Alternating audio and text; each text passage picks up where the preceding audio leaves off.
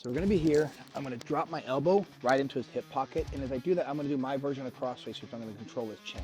So I'm here, and I'm going to drive him over. This is what we call the beginning of our January setup. I'm gonna get my Kimura grip nice and tight.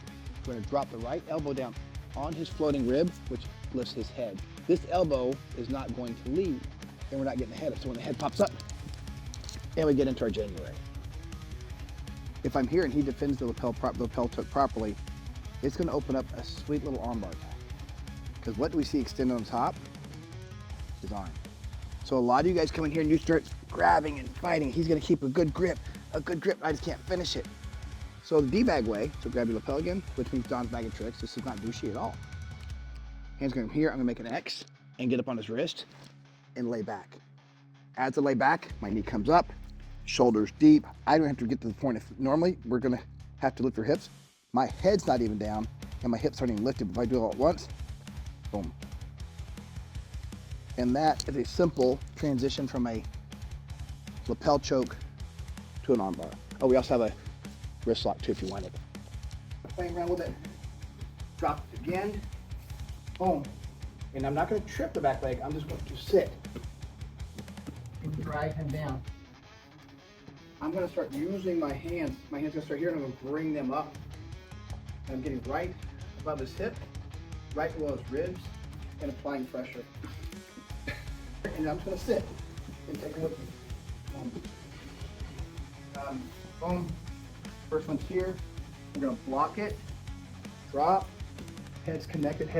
Now watch this. I'm going to start pulling heavy down with this collar tie as I drive my chin in. You can start having it hard. Boom. We're going to be here. I've already blocked. I got my frame created. So this is not only going to be an escape, it's going to be an attack as well. Okay. I'm going to push his face. We call it ugly face triangle. I'm going to push his face, lock in. I have the triangle and the armbar.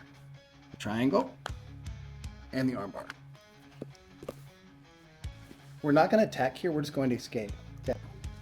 So I'm going to bounce. What I want to do is I'm going to clear his weight, shoot my hands under in one motion. Like I'm holding a server tray, and come out.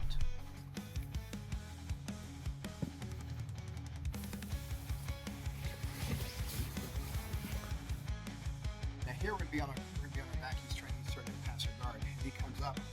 We're going to lift the leg and keep up again. Lift, hands under, and sweep everything out. And here he pulls his leg up. I can't pass my guard. Pass my guard, I get my hands under, I lift, and hit like there. And again, keeping heavy chest pressure.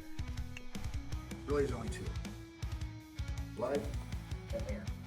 And how I deliver those is a little bit different than most.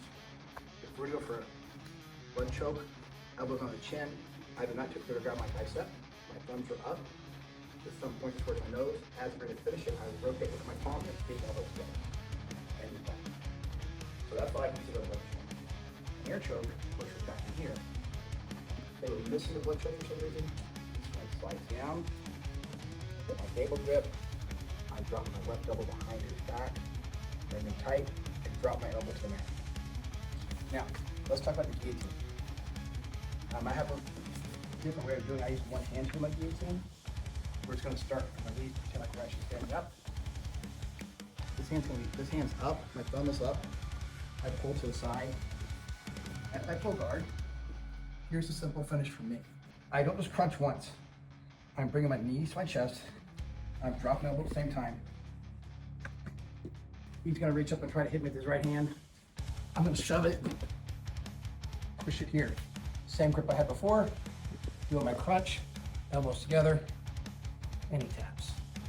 Let's say this guy's really strong, which he is, and has a bunch of hair, which he doesn't. Right, for some reason he's not tapping. I'm here. I set it up. Oh, I'm squeezing hard. I'm doing everything right. It's not working. Watch my left leg. It goes straight. Look what happened to his hips. Hips slide off. I roll over. Belly down. Head down. Elbows together. He's not as controlled as I want him to be. Outside hand goes really long.